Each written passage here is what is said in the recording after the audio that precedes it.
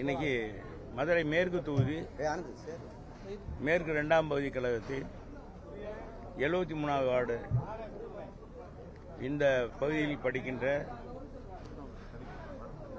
அங்கன்வாடி மையத்தில் படிக்கிற மாணவ மாணவிகளுக்கு சரியான கட்டட வசதி இல்லாதனால அவங்க புதிதாக தொகுதி மேம்பாட்டு நிதியிலிருந்து 13 லட்சம் ரூபாய் மதிப்பீட்டில் இன்னைக்கு புதிய கட்டடம் கட்டி கொடுக்கப்பட்டிருக்கிறது என்பதை இந்த நேரத்தில் தெரிவிச்சுக்கிறேன். அதே மாதிரி இந்த வார்டை பொறுத்தளவுக்கு தொகுதி மேம்பாட்டு நிதியிலிருந்து நாடக மேடை, இதே மாதிரி ஒரு அங்கன்வாடி மையம், அது போக நம்ம மயானத்தை சுற்றி சுற்றுச்சுவர், அங்கே போர்வெல் அமைத்தது, இது போன்ற செயல்களை செஞ்சுருக்கோம். காளியம்மன் கோயில் எதிரில் 5 லட்சம் ரூபாய் மதிப்பீட்டில் சின்டெக்ஸில் தொட்டி கட்டி கொடுத்துருக்கோம் போர்வெல்லோட மோட்டரோட. கோவலன் நகர் மெயின் ரோட்டில் அங்கன்வாடி மையத்தை சமையல் அறை ஒரு அறை கட்டி கொடுத்துருக்கோம். அதே மாதிரி இந்த பகுதியில் தான் நம்ம ஏற்கனவே அதிகமான பரப்பளவு இருந்தது, ஒரு 4 ஏக்கர் அளவுக்கு இருந்தது. அதை விளையாட்டு திடல் இந்த தென்பகுதியில் இருக்கிற சாமானியப்பட்ட குடும்பத்தில் இருக்கிற படிக்கிற பிள்ளைகளுக்கு மாணவிகள் கல்லூரியில் படிக்கிறவங்களுக்கு விளையாட்டு திடலே இல்லை. அவங்க விளையாட்டு திடல் வேணும்னா இங்கேருந்து ரேஸ் கோர்ஸ்க்கு தான் வரணும், இல்லைன்னா மெஜ்ரா காலேஜ், இப்படி இல்லைன்னா திருப்பூர் இன்ஜினியரிங் காலேஜுக்கு தான் போக வேண்டியிருந்துச்சு. ஆனால் உங்கள் தொகுதி மேம்பாட்டு நிதியிலிருந்து இந்த விளையாட்டு திடல் கட்டி கொடுப்பதாக இந்த அரசாங்கம் அறிவித்தது.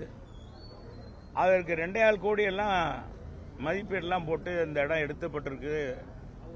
அடுத்த ஆண்டு முதல் வேலை தொடங்கப்படும் சொன்னாங்க. பட் அது என்னன்னா திடீர்னு நீர்பிடிப்பு பகுதின்னு சொல்லி நிறுத்தியிருக்காங்க.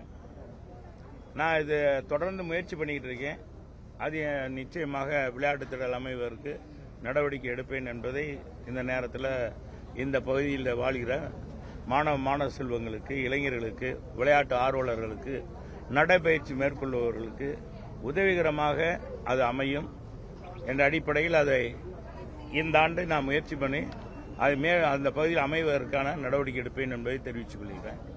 அது மட்டுமல்ல, இந்த முத்துப்பட்டி பார்த்துருப்பீங்க, வரும்போது ஒரு கம்மாய், அந்த கம்மாயை அகலப்படுத்தி சுவர் எழுப்பி அந்த பக்கம் பார்த்தீங்கன்னா கரையெல்லாம் வலுப்படுத்தியிருக்கிறோம். இப்போ அது தூர்வாரி இருந்த எங்கள் பகுதியில் எங்கள் காலத்தில், இப்போ இந்த ஆட்சியில் அதை நிதி ஒதுக்கலை. இப்போ ஏன்னா அங்கேருந்து இப்போ மாடக்குளம் கம்மாயில் சர்ப்ளஸ் வாட்டர் எல்லாமே இங்கே தான் வருது. இதன் மூலமாக கோவலன் நகர் இங்கிட்ட அவனியாபுரம் வரைக்கும் நிலத்தடி நீர் இன்னைக்கு கூடியிருக்கு.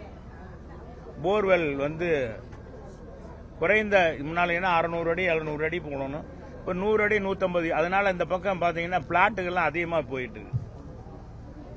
இங்கே வில்லாவரம் வரைக்கும் இந்த முத்துப்பட்டி கம்மாய் இதில் இருக்கிறதுனால, முன்னால் வில்லாபுரத்தில் கம்மாய் இருந்தது, அந்த கம்மாயை அழித்துட்டு ஹவுசிங் போர்டு வீடு கட்டியிருக்காங்க.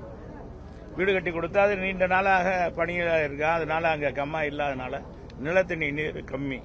இப்போ நம்ம மாடக்குளம் கம்மாய் சர்ப்ளஸ் வாட்டர் நிறையா தண்ணி எந்த நேரமும் நிறைந்திருக்கிறதுனால 80 அடி 60 அடி 40 அடி, நம்ம மாடக்குளத்தில் பார்த்தா 30 அடியில் தண்ணி வந்துடுது. இந்த அளவுக்கு இருக்கு என்பதை தெரிவிச்சுக்கிறேன். இந்த தொகுதியில் இப்போ நாங்கள் கொண்டு வந்த திட்டத்தின் அடிப்படையில் 1296 கோடியில் தொடங்கப்பட்ட மதுரைக்கு கூட்டுக்குடிநீர் முல்லை பெரியார் அணையிலிருந்து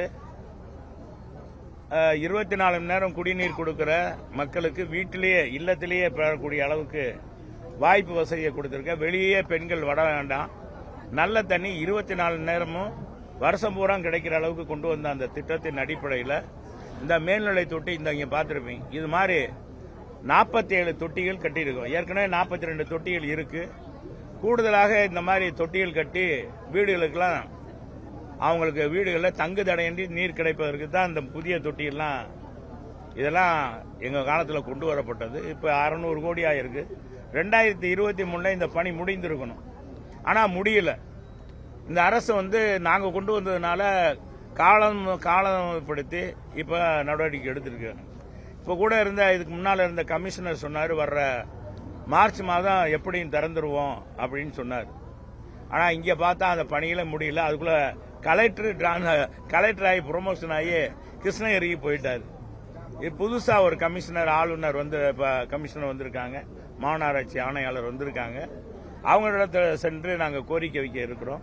ஏன்னா அவங்க புதுசாக வந்திருக்காங்க. ஒரு கோரிக்கை வைத்து மதுரையில் இருக்கிற சாலைகள் புதுப்பிக்கப்படணும். பழைய கமிஷனர் நல்ல ஒத்துழைப்பாக இருந்தார்.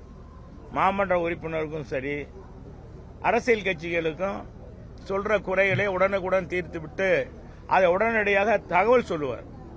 அதான் அதிகாரிகிட்ட இருக்கு. நாம் என்ன கோரிக்கை வைக்கிறோமோ அந்த கோரிக்கையை நிறைவேற்றியதோடு விடாம, சார் சொன்ன கோரிக்கை நிறைவேற்றிட்டார் சார் அப்படின்னு சொன்னார். அதுதான் அவர்கிட்ட இருந்து பிடித்தமான ஒன்று. இப்ப மதுரையில் நடக்கிற நிறைய இடங்கள்ல நடக்கிற சாலைகள் வசதி விரிவாக்கம் பகுதி இதெல்லாம் நம்ம சொல்லும் பொழுது அதெல்லாம் எந்தெந்த சாலையில் போடப்படுறது விரைவாக நான் நிதி பெற்று நடத்துவேன்னு சொல்லியிருக்கார். புதிய ஆணையாளராக வந்திருக்கிற அவங்க கேரளாவிலிருந்து வந்திருக்காங்கன்னு போட்டிருக்காங்க. அவங்க ஏற்கனவே சப் கலெக்டராக பணியாற்றி இருக்காங்க, அனுபவம் வாய்ந்தவங்களா இருப்பாங்கன்னு நினைக்கிறேன். எனவே கடந்த காலத்தில் பணியாற்றிய கமிஷனர் இடத்துல, ஆளுநர் அந்த ஆணையாளர் இடத்துல என்னென்ன பணிகள் எப்படி செஞ்சீங்க என்ன ஏதுன்னு கேட்டு விரைவாக பணிகள்லாம் மதுரையில் முடிக்கணும் என்பதை கேட்டுக்கொள்கிறேன். மத்திய பட்ஜெட் பெரிதளவு எதிர்பார்க்கப்பட்டது வாசிச்சுட்டு இருக்காங்க சார். நம்ம அதிமுக சார்பிலையும் பொதுமக்களின் சார்பாகவும் என்னென்ன மாதிரியான பட்ஜெட் வரணும்னு முழுமையாக எங்களை பொறுத்தளவுக்கு சாதாரண ஏழை எளிய மக்களுக்கு பயனுள்ளதாக பட்ஜெட் அமையணும். இப்பதான் பட்ஜெட் அவங்க முழுமையாக வந்திருக்கு. அது என்னன்ற சாராம்சம்லாம் தெரிஞ்ச பிறகுதான் நம்ம சொல்ல முடியும்.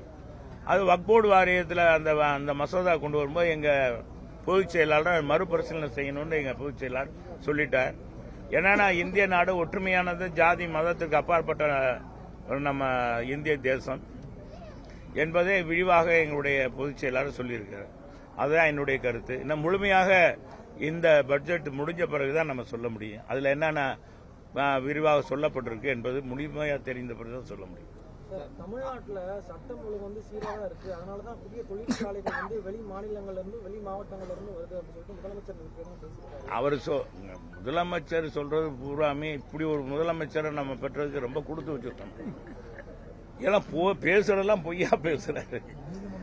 நீதிமன்றமே இந்த அரசாங்கத்தை கண்டிச்சிருக்கு, இது பண்ணிருக்கு. கொட்டுன்னு கொட்டுது. அரசாங்கம் போலீஸ் சரியில்லை, காவல்துறை சரியில்லை, இங்க சட்ட ஒழுங்கு மோசமா இருக்கு அப்படின்னு அவங்களே மோட்டிவாக அவங்களே விசாரணை எல்லாம் நடத்துறாங்க. மகளிர் ஆணையம் தொடர்ந்து பாத்தீங்கன்னா இப்ப மகளிர் ஆணையம் எந்த மாநிலத்துக்கும் மோட்டிவாக எடுத்து செஞ்சது கிடையாது. இங்க 3 மகளிர் மூத்தவங்களை கொண்டு அனுப்பி வச்சு விசாரிக்க சொன்னாங்க. இப்ப உயர்நீதிமன்றத்திலிருந்து பாத்தீங்கன்னா 3 நம்ம இவங்க தெரியும், அண்ணா பல்கலைக்கழகம், அது கூட யாருன்னு இப்ப யார் சார் யாருன்னு போய் இப்ப கார் யாருன்னு அது உடனடியாக இப்ப இன்னைக்கு பிடிச்சிருக்காங்க.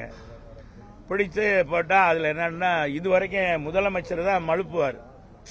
பாருங்க, சட்டமன்றத்தில் கூட இவங்க அமைச்சர் போய் வீட்டில் போய் பிரியாணி சாப்பிட்றாரு. இவங்க துணை மேயர் அந்த ஞானசேகரன் வீட்டில் போய் பிரியாணி சாப்பிட்றாரு. பாருங்க, அவரு கலைஞருடைய பிறந்த நாளைக்கு அந்த நலத்திட்டம் கொடுக்குறாங்க. இவர் தான் பொருள் எடுத்து கொடுக்கிறார், எல்லாமே இருக்கிறார். இவங்களுடைய கட்சியினுடைய பொதுச் செயலாளர் துரைமுருகன் தான் அவர் துணை அமைப்பாளராக போட்டிருக்கார் சைதாப்பேட்டைக்கு, அந்த பகுதிக்கு. அவர் மாணவரணியில இருக்காரு. இதனையும் தெரிஞ்சு கொண்டு முழு பூசணிக்காய் சோத்துல மறைக்கணும் முதலமைச்சர் சொல்றாரு எங்க ஆதரவாளருக்கு எப்படி பதவி கொடுப்பாங்க? கட்சி உறுப்பினராக இருந்தா தான் கொடுப்பாங்க. அதை மறைச்சாரு. இப்ப இது ஏற்கனவே முதலமைச்சர் சொன்னது. இப்ப என்ன பாத்தீங்களா, போலீஸுக்கு ஒரு இது சொன்னேன். இனிமேல் நான் இந்த வார்த்தையை சொன்னோன்னா போலீஸே நீங்க சொல்லிருங்க, இவங்க டிஎம்கே காரங்க இல்லைன்னு சொல்லி இப்ப போலீஸ்காரங்க விட்டு காவல்துறையை விட்டு சொல்ல விட்டார். நேற்று வந்தது டிஎம்கே கொடி கட்டினது இவங்கிட்ட இருந்து தப்பிக்கிறதுக்காக, டோல்கேட்ல இருந்து தப்பிக்கிறதுக்காக டிஎம்கே கொடியை கட்டி வந்திருக்காங்க அப்படின்னு யாரு அந்த இன்ஸ்பெக்டர் சொல்றாரு. இன்ஸ்பெக்டரா ஆய்வாளர் யாரு சொல்றாரு? டிசி சொல்றாரு. எப்படி பாருங்க, ஒரு யாராச்சும் டிஎம்கே கொடியை யாராச்சும் கட்டுவாங்களா? யாரு கட்டுவாங்க? கொடிக்கம்பம் எப்படி வரும்? கொடிக்கம்பம் எப்படி இருக்கா? இதுக்கா அப்ப இவன் தொடர்ந்து தொடர் குற்றம் செய்யறவனா? இது என்ன சொல்றாரு முதலமைச்சர்? அங்கொன்றும் இங்கொன்றுமாக நடக்கிறத பூதகரமாக ஆக்குறாங்க அப்படின்னு சொல்றாரு. எதிர்கட்சி எல்லாம் பூதகரமாக ஆக்குறாங்க. நான் கேட்கிறேன், எங்க ஆட்சியில் ஏதாச்சும் குறை சொல்ல முடிஞ்சா? ஏன்னா மக்கள் ஏதாச்சும் கொதிச்சு எழுந்தாங்களா? ஏன் குறைபாடு சொன்னாங்களாங்க? எந்த குறைபாடும் கிடையாது. தூத்துக்குடி ஒரு சம்பவம், ஸ்டெர்லைட் ஆலையை விரிவாக்கம் பண்ணது இவர். சாட்சாத் இன்னைக்கு இருக்க முதலமைச்சர் தான் துணை முதலமைச்சராக இருக்கும்போது இடம் கொடுத்தது. அதுக்கு முழுக்க முழுக்க உதவி பண்ணது இவர். மீத்தேன், அந்த மீத்தேன் திட்டம், அப்புறம் என்னப்பா இன்னொன்று, தஞ்சை மாவட்டத்தில் மீத்தேன் இந்த எரிவாயு அது எடுக்கிற கையெழுத்து போட்டார், புரிந்துணர்வு இல்லைன்னு சொன்னார். எப்படி சொல்றது?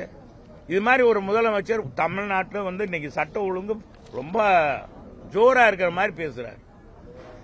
எங்க காலத்துல சும்மா நடந்ததை இவங்க பூதகரமா ஆக்குனாங்க. இந்த சோசியல் மீடியாக்கள்ல சில பேர் வந்துட்டு அந்த இதுன்னு குரல் கொடுப்பாங்க. அவங்க எல்லாம் இப்ப ஆளவே காணாம், எங்க போனாங்கன்றே தெரியல. இப்ப மக்களே சோசியல் மீடியாவுக்கு அங்கங்க நடக்கிற இந்த அரசாங்கத்தை அத்துமீறல்களை எங்கெங்க தவறு நடக்குதுன்னு அவங்களே எடுத்து சொல்றாங்க, கொடுக்கறாங்க. மக்களே இந்த ஆட்சியை வெறுக்கிறாங்க. மக்களே இன்னைக்கு நம்முடைய திராவிட மாடல் ஸ்டாலினுடைய ஆட்சியை மக்களே வெறுக்கிறாங்க. வெறுத்து போய் தான் இந்த செய்தியெல்லாம் வெளியே வருது. வேற இவர் யார்? எதிர்கட்சியில் இல்ல. எதிர்கட்சியில் எங்க பொதுச் செயலாளர் சொன்ன பிறகுதான் பாருங்க, இந்த டங்ஸ்டன் தொழிற்சாலை, கனிம தொழிற்சாலை வர்ற வரைக்கும் 9 மாதம் ஒரு அரசாங்கம் தூங்கி எழுந்துட்டு மாண்புமிகு எதிர்கட்சி தலைவர் சட்டமன்றத்தை ஆணித்தரமா பேசுறாரு. அதுக்கு பதில் சொல்ல முடியல. ஏன் நீங்க நிப்பாட்டணும்? ஏன் நீங்க இதுக்கு முன்னாலேயே எதிர்ப்பு தெரிவிக்கல? அதுக்கு கனிமவளத்துறை அமைச்சர் பதில் சொல்லல. முதலமைச்சர் பதில். அப்புறம் என்ன சொல்றாரு முதலமைச்சர் கடைசியா? நான் முதலமைச்சராக இருக்கும் வரை இந்த டங்ஸ்டன் தொழிற்சாலை வராது அப்படின்னு சொல்றார்.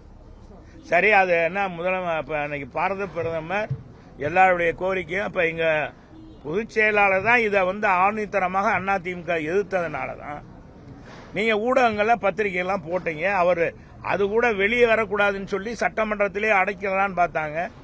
எங்க எதிர்கட்சி தலைவர் பொதுச் செயலாளர் எங்க எடப்பாடியார் புரட்சி தமிழர் வெளியே பேட்டி கொடுத்தார், விழாவாரியாக பேட்டி கொடுத்தார்.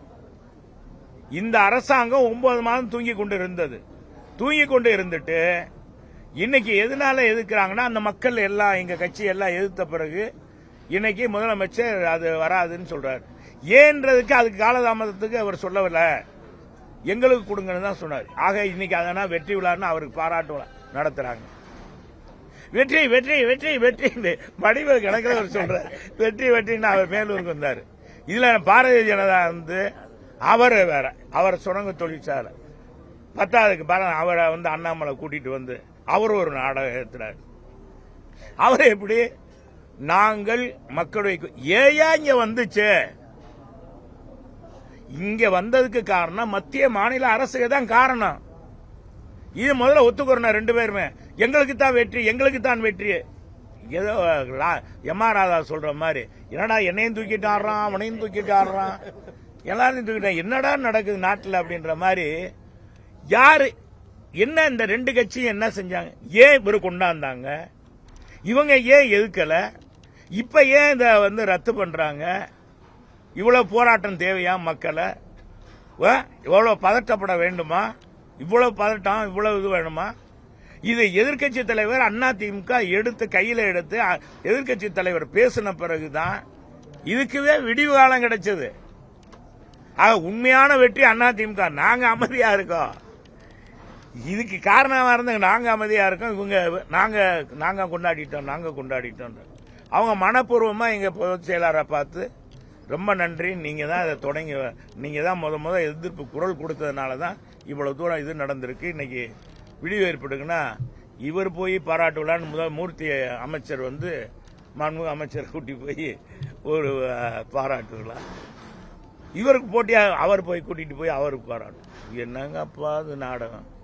மக்கள் தான் தெரியும், நீ ஊடகங்கள் தான் தெரியும், ஊடகங்கள் தான் சொல்லுங்க. சரி, இதுக்கு இடையில இந்த பிரச்சனைய மக்கள்லாம் எதிர்த்த நம்ம எதிர்கட்சி தலைவர் எதிர்த்த பிறகு அப்புறம் இப்ப ரத்து பண்ண பிறகு எங்களுக்கு தான் வெற்றின்னு 2 பேரும் கொண்டாடு. எப்படியெல்லாம் வேடிக்கைகள் நடக்குது பாருங்க. இன்னும் நான் சொல்றேன் ஒண்ணு மட்டும், இன்னும் 1 வருஷம் இந்த ஆட்சி இருக்கு. இதெல்லாம் கண்டிக்கத்தக்கதுங்க. இப்ப பத்திரிகையாளர்கள் ஊடக பெருமக்களை இப்ப கோர்ட்டே இன்னைக்கு இந்த அரசாங்கத்தை கேள்வி மேல் கேள்வி, உங்களை வாழ்த்தி பேசினா நீங்க விட்டுறீங்க, பிடிச்சி போட்டாங்க, இந்த செல்போனை பிடிங்கிட்டாங்க. ஏங்க லீக் இது வரைக்கும் இப்படி மாதிரி லீக் ஆயிருக்கா? அண்ணா யூனிவர்சிட்டியில் நடந்த மாதிரி அந்த சம்பவம். இது மூலமா என்ன, பாதிக்கப்பட்ட பெண்கள் யாரும் இனிமேல் வழக்கு தொடுக்க மாட்டாங்க, போய் புகார் கொடுக்க கூடாது. இவங்க ஆட்சியில் மறைமுகமா மிரட்டலுங்க, மறைமுகமா இந்த ஆட்சி மிரட்டுகிறது பெண்களை. யாரும் பாதிக்கப்பட்ட பெண்கள் கொடுத்தா அவங்க வெளியே விட்டுருவாங்க, நம்ம குடும்பம் நம்ம எல்லாம் தெருவில் வாழ முடியாது அப்படின்ற எண்ணத்தை உருவாக்கணுன்றதுக்காக செய்யறாங்க. இதுல கூட பாருங்க, இந்த யார் அந்த கார் அப்படின்னு போட்டாங்களே, அதுல பாருங்க, அதுல கூட என்ன சொன்னாங்க, அந்த பெண்களை தான் முதல்ல சாடினாங்க. ஏன் அந்த போனோன்னு இன்ஸ்பெக்டர் கேட்கிறாரு, எஃப்ஐஆர் பதிவு பண்ணி அவரு முதல் தகவல் அறிக்கை பதிவு வரணும். சரி, பெண்கள் பதட்டத்தோட போறாங்க, நீ ஏன் நேரம் போனீங்க, உங்களை யார் போக சொன்னது, எதுக்காக போனீங்க, யாரு என்னன்னு கேட்க. இதெல்லாம் பெருசா, நீங்க எல்லாம் பெருசா ஊடகங்கள்ல வந்த பிறகுதான் போலீஸ் பயந்து போய் அந்த 4 பேரை கைது பண்ணி இப்ப இது பண்ணிருக்காங்க. அது என்னன்னா, ஒருத்தன் இங்கே இருக்கான், ஆனா திமுகவுக்கு சம்மந்தம் இல்ல, திமுக கொடியை கட்டிட்டு வந்துட்டாங்க. அப்படி கட்டிட்டு எத்தனை பேர் பாருங்க, அப்ப என்ன செய்யறீங்க, அவங்க மீது என்ன நடவடிக்கை எடுத்தீங்க? என்னன்னா நாடகம் பாருங்க, என்னன்னா பேசுறாங்க. அது அங்க அப்படித்தானே அர்த்தம், அப்படித்தானே இது அர்த்தம். அப்ப இந்த ஏமாத்துறவன், திருட்டு கஞ்சா கடத்துறவன், போதை கடத்துறவன் திமுக கொடியை பயன்படுத்துறான். எவ்வளோ அது. அப்ப இந்த அரசாங்கம் அதுக்கு பேசாம இருக்கா? அப்ப சொல்லாம ஒரு இது சுற்றறிக்கையா அரசாங்கம் கேட்கறது என்ன? இதைத்தானே கேட்பாங்க எல்லாரும். ஏதோ ஒருத்தரை மறைக்கிறதுக்காக, ஒரு இதை மறைக்கிறதுக்கு இத சொல்றாங்க. இதுக்கு பின்னால என்னென்ன விளைவுகள் வருது பாருங்க. எங்க இருந்து கடத்தி போய் ராமேஸ்வரத்தில் போய் போதைப் பொருள் இங்க இருந்து கடத்துறான், அங்க இருக்கவங்க கண்டுபிடிக்கிறாங்க. அங்கே தமிழக போலீஸ் இல்ல, சுங்கத்துறை போலீஸ் கண்டுபிடிக்கிறான், இத்தனை கோடி போதைப் பொருள் வந்திருக்கு. அதெல்லாம் இந்த ஆட்சியில எல்லாமே போதை நடமாட்டமா இருக்கு, எல்லாமே மூடு மறைக்கணும். 200 தொகுதி திமுகவுக்கு சாத்தியம் இல்லைன்றது உண்மைதான் சார். அதே சமயம் விஜய் போன்றவர்கள்லாம் வருகிற காரணத்தினால அதிமுக சாத்தியமா இருக்க வாய்ப்பு இருக்கா சார்? அடுத்த நீ எழுதி வச்சுக்கோங்க மதிவானன், அடுத்த எங்க ஆட்சி அதிமுக ஆட்சி தான் மலர். தமிழ்நாட்டில் 2026 ஆட்சி அதிமுக தான் அமைக்குது. பொதுச் செயலாளர் எடப்பாடியார் முதலமைச்சர். நீங்க என்ன எதிர்பார்க்கறீங்க, அதை காட்டிலும் நல்ல கூட்டணி அமையும். அடுத்து மக்களே ஓட்டு போட்டுருவாங்க. இந்த எடப்பாடியார் தான் நல்ல மனுஷன், நம்மளாம் ஒருத்தருப்பா, சாதாரண குடும்பத்தில் பிறந்தவர்ப்பா, விவசாயி. அவர் ஆட்சியில் நல்லா இருந்தோம்ப்பா. எல்லாம் பிள்ளைகளாம், மாணவர்கள் எல்லா பேருமே இன்னைக்கு என்ன நினைக்கிறாங்க, எல்லாம் நமக்கெல்லாம் வசதி செஞ்சு கொடுத்தவருப்பா. இந்த கொரோனா காலத்தில் 2G டேட்டா கொடுத்தாரு நம்ம எடப்பாடியார், 3 லட்சம். யார் அவருக்கு என்ன படிச்சிருக்காரு, டிகிரி தான் முடிச்சிருக்காரு. இன்னைக்கு மக்கள் எல்லாம் இன்னைக்கு யார நினைக்கிறாங்க, 1000 பேர் களத்தில் இருந்தாலும் எப்படி தலைவர் எப்படி இன்னைக்கு முன்மாதிரியா இருந்தா தலைவரை எல்லாரும் விரும்பினாங்க, அது மாதிரி இன்னைக்கு பாத்தீங்கன்னா எடப்பாடியார் தான் வரணும்னு எல்லாரும் முடிவு எடுத்திருக்காங்க. இன்னைக்கு எல்லா இடத்துலயும் இன்னைக்கு நீங்க சோசியல் மீடியாவுக்கெல்லாம் செய்தி வருதுன்னா யார் கொடுக்கறா, கட்சி கொடுக்கற, மக்களே கொடுக்கறாங்க. அங்க நடக்கிற தவறுகளை அவங்கள வாட்ஸ்அப்ல போட்டு உங்களுக்கு போட்டு விடுறாங்க. இதனுடைய இதே தெரிஞ்சுக்கலாம். 2021 தேர்தலுக்கு ஸ்டாலின் கார்பரேட் வச்சு ஒரு சுற்றுப்பயணம் மேற்கொண்டார். 21 தேர்தலில் சுற்றுப்பயணம் பண்ணார். அதே மாதிரி 26 தேர்தலில் இப்ப எடப்பாடி சுற்றுப்பயணம் மேற்கொண்டார். அது கார்பரேட் சுற்றுப்பயணமா இருக்குமா இல்ல எப்படி? இது அப்படி இல்ல, மக்களை சந்திச்சு எங்களுடைய ஆட்சியில என்ன செஞ்சோம், இந்த ஆட்சியில என்ன அவலங்கள், இதை தொகுதி வாரியாக பேச போறாரு. இது கார்பரேட் இல்லை. இந்த ஆட்சி என்ன வாக்குறுதி கொடுத்தாங்க, என்ன நிறைவேற்றிருக்காங்க, இன்னைக்கு நாட்டில் என்ன சட்டம். இன்னைக்கு ஒரு இதை எடுத்துங்க, நம்ம இந்தியாவுக்கு முன்மாதிரியா நம்ம இருக்கிறோங்க. இங்கேதான் ஜாதி மதம் பூசலே கிடையாது. தமிழ்நாடு அமைதி பூங்காவாக இருக்கிறது. இங்கே இஸ்லாமியர்களும் சரி, கிறிஸ்தவர்களும் சரி, இந்துக்களும் சரி அண்ணன் தம்பியா பழகிட்டு இருக்கோம். ஆனா இந்த ஆட்சி அமைந்ததிலிருந்து பாருங்க, மதம் அங்கங்க மத கலவரம் தூண்டப்படுறது, ஜாதி கலவரம். வேங்க வயலுக்கு எவ்வளவு நாள் கழிச்சு தீர்வு இன்னைக்கு அதை ஏத்துக்கிறாங்க. திருமாவளவனே ஏத்துக்கிற மாட்டேன்ட்டாரு. எத்தனை பேர் கம்யூனிஸ்ட் ஏத்துக்கிருச்சா? ஏத்துக்கல. அது மட்டும் இல்ல, உசிலம்பட்டியில ஒரு தாழ்த்தப்பட்டவங்க காலில் விழு வைக்கிறாங்க. சேலத்தில் அது மாதிரி ஜாதி கலவரம். இது ஜாதி அங்கங்க புற்றீசல் மாதிரி வருது. மத கலவரம் இப்ப பாருங்க, இங்க சாதாரண திருப்பரங்குன்றத்தில் நடந்த இது நடக்கக்கூடியதா? இது வரைக்கும் திருப்பரங்குன்றத்தில் நீங்க எல்லாம் சின்ன பிள்ளை இருந்து நீங்க எல்லாம் சின்ன பிள்ளை இருந்து பார்த்திருப்பீங்க. நானும் சின்ன பிள்ளை இருந்து இது மாதிரி ஒரு ஏதாச்சும் வந்திருக்காங்க என்ன முத்துவேலு? இது வரைக்கும் இந்த மாதிரி இதே வந்ததில்லை. இப்ப போய் இந்த மாதிரி ஒரு பிரச்சனையை உருவாக்கி இப்ப என்னன்னா 4ஆம் தேதி இந்துக்கள் அமைப்பு வரப்போகுது. இதெல்லாம் தமிழ்நாட்டில் யாருடைய நாள? இது யாருடைய அவல நிலை? இது யாருனால? இந்த ஆட்சியினுடைய சட்ட ஒழுங்கு மோசமா இருக்கு. காவல்துறையினுடைய கைகள் கட்டப்பட்டிருக்கு. மறைமுகமா ஆளுங்கட்சிக்கு சப்போர்ட்டா இருக்கு. ஆளுங்கட்சியை ஆதரிக்கிற கூட்டணி கட்சிகளுக்கு சப்போர்ட்டா இருக்கு. இந்த யார் அவர் சம்ஸ்கனியா என்ன பேருங்க? நவாஸ்கனிய இன்னைக்கு பாத்தீங்கன்னா எங்க இருக்க இஸ்லாமிய அமைப்புகளே பள்ளிவாசலே ஏத்துக்கிற மாட்டேங்குது. அவரை போய் இவரை தலைவரா போட்டிருக்காங்க. அவர் போய் ஏதாவது ஒண்ணு சொல்ல அங்க போய் பிரியாணியை சாப்பிட இப்ப என்ன அது இது மாதிரி ஆகுது. இதெல்லாம் நம்ம நாட்டுக்கு நம்ம மாநிலத்துக்கு தேவையாங்க? இதெல்லாம் தேவையா? எவ்வளவு அமைதியா? இத இன்னும் சொன்னா இந்துக்கள் இது முதல் படைவிட முருக படைவீடுகள்ல 6 படைவீடுகள் முதல் படைவிட கொண்டாடிட்டு இருக்காங்க. அங்க மாமா மச்சுனா கொண்டாடுற எங்க இஸ்லாமியர்கள் அவங்க கடமையை செஞ்சுட்டு இருந்தாங்க. மேல இருப்பவர் சிக்கந்தர், கீழே இருப்பவர் கந்தர். இது அழகா சொல்லுவாங்க. சிக்கந்தரும் கந்தரும் ஒன்னா இருக்காங்க. மதத்துக்கு ஒன்றாக, தமிழ்நாட்டுக்கு மதத்துக்கு ஒன்றாக வழிவகுக்கு கந்தரும் சிக்கந்தரும் ஒன்றாக இணைந்து இருக்காங்கன்னு சொல்லுவாங்க எல்லாருமே. இஸ்லாமிய அமைப்பு காசி விஸ்வநாதர் அதுக்கு மேல இருக்காரு. அப்படி இருக்கிற மாநிலத்தில் இதெல்லாம் தேவையா? மத கலவரம் தேவையா? இதெல்லாம் பாத்துக்கங்க.